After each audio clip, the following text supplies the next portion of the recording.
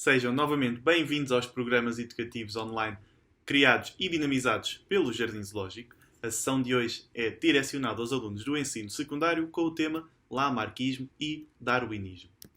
Eu chamo Rafael e vou ser o educador zoológico que vos vai acompanhar ao longo desta sessão. Sessão onde vamos falar um pouco sobre as teorias propostas por Lamarck e por Darwin para a evolução das espécies e perceber também que dados é que Darwin utilizou para a construção, para o desenvolvimento então da sua teoria. Ora, uma boa forma de tentarmos perceber como é que estes pensamentos foram surgindo, podemos se calhar agora transportar-nos para uma altura em que ainda não existia um consenso quanto a uma explicação para a evolução das espécies e podemos então, imaginando que estaríamos a percorrer o espaço do nosso jardim zoológico, estaríamos agora neste momento a chegar aqui à instalação das girafas que se estavam a alimentar através do enriquecimento ambiental alimentar colocado pelos seus tratadores do Jardim Zoológico, isto é, os tratadores colocaram o feno, a alimentação da girafa, num cesto a uma altura elevada para que as girafas tenham de se esticar para alcançar então o seu alimento, tal e qual como fariam no habitat natural, onde tem este comportamento natural de tentarem alcançar então as folhas das copas das árvores. Poderíamos então, ao estar a observar estas girafas, tirar a conclusão de que se calhar no passado um indivíduo com um tamanho mais reduzido, com uma altura mais reduzida do que aquela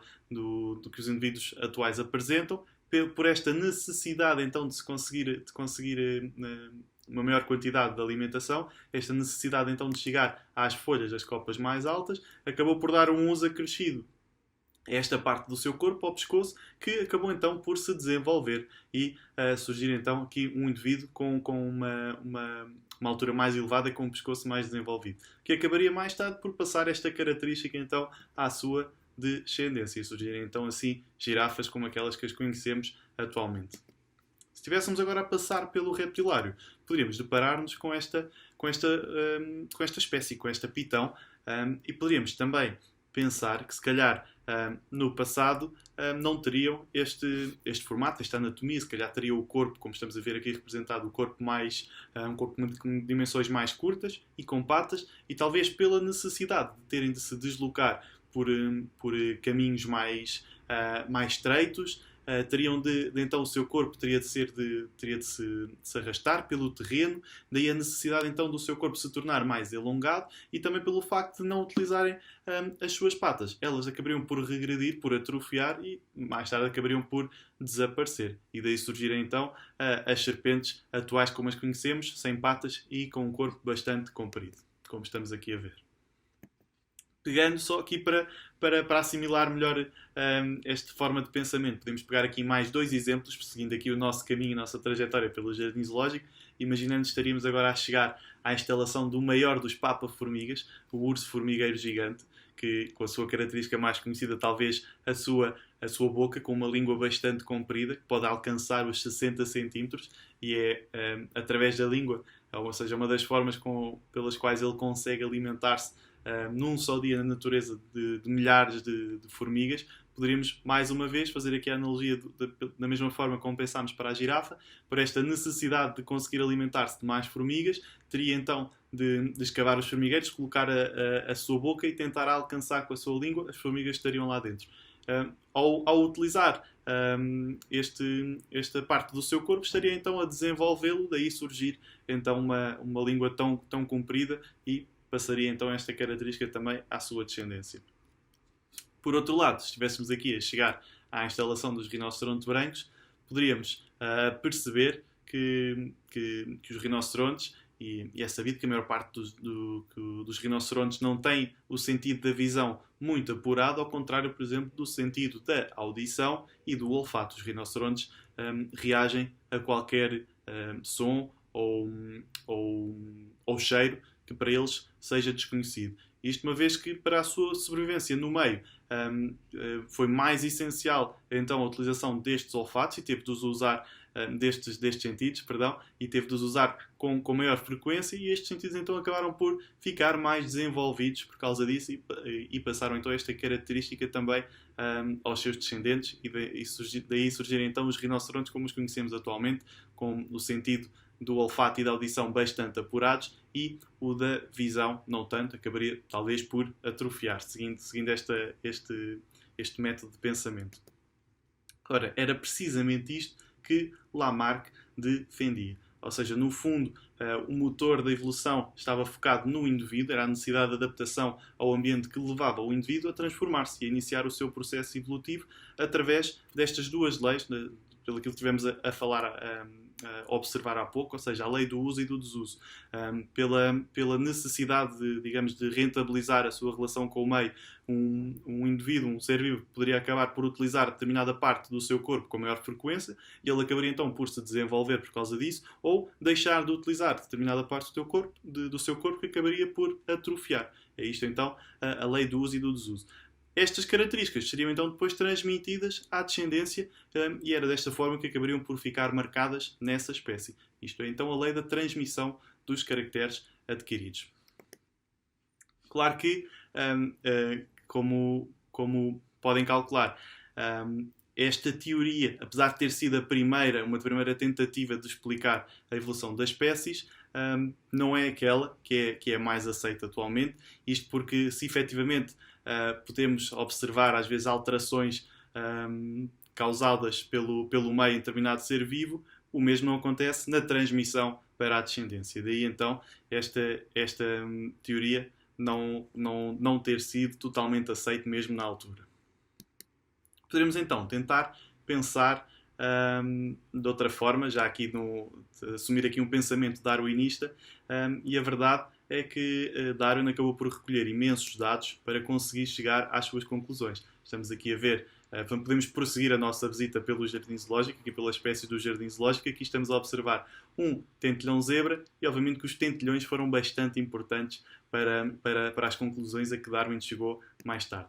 Muito importante foi a sua viagem pelo planeta, a bordo do Beagle, fez imensas paragens e acabou por passar por locais com bastante biodiversidade e que lhe permitiu fazer observações muito relevantes. O facto de ele ter feito esta viagem conseguiu com que ele percebesse que, de facto, no nosso planeta existia uma grande diversidade de seres vivos, mas ao mesmo tempo percebeu também que poderia haver um ancestral comum para todos estes seres vivos e que mesmo em populações, em zonas próximas, mesmo nessas populações, havia uma grande variedade também entre essas populações. É conhecido o caso das observações que fez no arquipélago das Galápagos, onde se destaca, lá está, tentilhões em nichos diferentes, observados, com também alimentações diferentes, com características diferentes, adaptadas então ao seu meio, mas certamente com um ancestral comum. Já na altura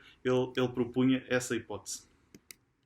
Os dados geológicos, também que já abordámos noutros vídeos anteriores, permitiu que Darwin percebesse que os seres vivos ao longo da história do nosso planeta têm vindo a sofrer transformações, mas ele também elevou este ponto para o facto de que nas próprias populações conseguimos observar variações entre os seres vivos.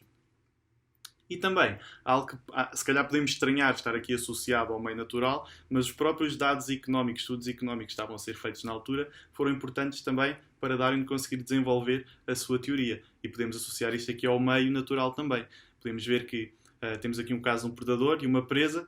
À medida que o alimento vai surgindo mais alimento, o número da população também vai aumentando. Mas vamos chegar aqui a uma altura em que a população vai se tornar tão elevada que a quantidade de alimento não vai chegar para toda esta população. Portanto, vai haver aqui o fator limitante, neste caso o alimento, mas poderia ser também o espaço, que vai fazer com que nem todos os indivíduos de uma determinada população que nasçam que consigam sobreviver. Portanto, vai haver aqui uma competição por estes recursos e aqueles que teriam características que os tornavam mais aptos para as condições daquele ambiente seriam os que teriam mais probabilidade então de se reproduzir, de se alimentar e de se reproduzir e no fundo seriam essas características que teriam mais probabilidade também de se manter nesta população. E claro também os dados de seleção artificial. Temos aqui este exemplo de pomos que apesar de terem estas características diferentes, devido à forma como o criador destes pombos acabou por fazer os seus cruzamentos, acabou por conseguir selecionar todos estes traços diferentes. Ou seja, Darwin percebeu que quando existia seleção artificial por parte de um criador, no fundo era esse criador que estava a selecionar os traços daquela espécie, e percebeu que quando isso estava a acontecer, acabava por existir uma frequência dessas características selecionadas que acabava por aparecer em maior número de geração em geração. E pensou que no meio natural havia de existir uma ferramenta semelhante, de que chamou então a seleção natural. Continuando aqui a nossa viagem pelo jardim, isso também está presente. Por exemplo, conseguimos ver estas folhas em bastantes espécies. A isto chamamos estas plantas têm estas características variegatas, e se calhar, se pensarmos aqui em termos evolutivos, isto não deve ser muito vantajoso para estas plantas, uma vez que, tendo menos clorofila nas suas folhas, não vão conseguir realizar a fotossíntese com tanta eficiência. Mas, uma vez que acaba por ser uma característica que foi sendo selecionada pelo ser humano, tanto por questões ornamentais, por exemplo, acaba por estar presente e ainda ser visível atualmente. Outro caso onde isso tem vindo a acontecer, que neste caso no símbolo do jardim zoológico, no elefante africano. Cada vez mais são visíveis elefantes sem as suas presas. Isto porquê? Os elefantes, infelizmente, acabam por ser alvos do comércio, da caça ilegal para a obtenção do seu marfim, para o comércio, em termos de comércio ilegal, sendo os elefantes com as presas mais desenvolvidas, aqueles que são procurados, aqueles que são caçados, que são mortos. Os que acabam por sobreviver são aqueles que ou têm as presas mais reduzidas ou que não as têm de todo. Portanto, mesmo que intencionalmente, acabou por existir aqui também uma seleção artificial por parte do ser humano para com o elefante africano, e cada vez mais se registram elefantes então sem essas presas. Ora, no fundo, resgatando aqui o exemplo com o qual começámos a falar aqui destas teorias de evolução, aqui podemos perceber que não temos apenas um indivíduo, temos aqui uma população de girafas, e a verdade é que nesta população, mesmo como estamos a ver na fotografia da nossa população no Jardim Zoológico, temos girafas mais altas e girafas mais altas. E esta variedade é bastante importante para o processo evolutivo, uma vez que, se calhar, uma girafa com um tamanho mais reduzido ia ter mais dificuldades em conseguir se alimentar do alimento que estaria a alturas então mais elevadas. Portanto, ao não conseguir alimentar-se, não ia ter tantas hipóteses então de sobreviver e de se reproduzir, ao contrário das girafas mais altas, e ao longo do tempo seria então esta a característica que ia sendo selecionada de forma natural, uma vez que estes indivíduos tinham características que os tornavam mais aptos a sobreviver para as condições daquele meio.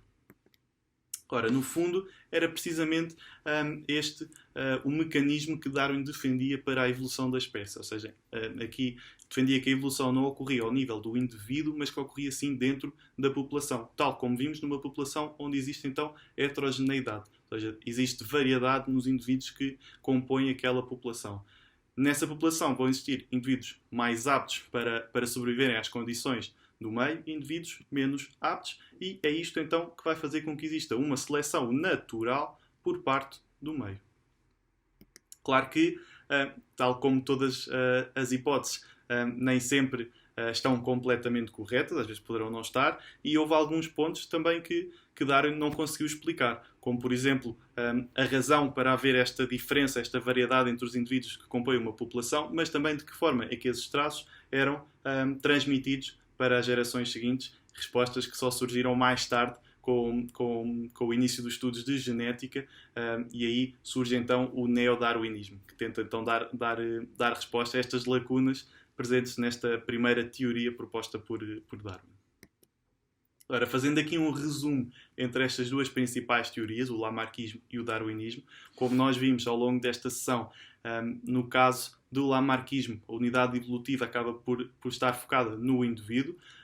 É o indivíduo que, para rentabilizar a sua relação com o meio, acaba por se transformar. No caso de Darwin, a evolução ocorre dentro da população. E enquanto que o agente ativo para este processo evolutivo, no caso de Lamarck, é o indivíduo, como vimos no caso de Darwin, é o ambiente que provoca esta mudança dentro da população. Em termos de mecanismo, Lamarck defende a lei do uso e do desuso e a lei da transmissão dos caracteres adquiridos, enquanto que Darwin defende um processo de seleção natural por parte do meio ambiente.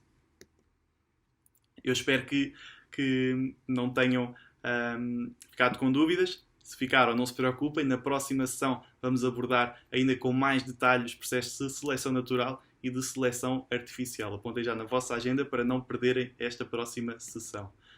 Se essas dúvidas permanecerem e quiserem obter uma resposta, podem sempre contactar o Jardim Zoológico para o pedagógico.zoo.pt ou pesquisar no nosso site www.zoo.pt algumas das respostas para as vossas perguntas. Não se esqueçam de pesquisar também no separador Zoo em Casa e percorrerem todos os recursos que temos disponibilizados para os estudantes, professores que podem utilizá-los para a sua aprendizagem.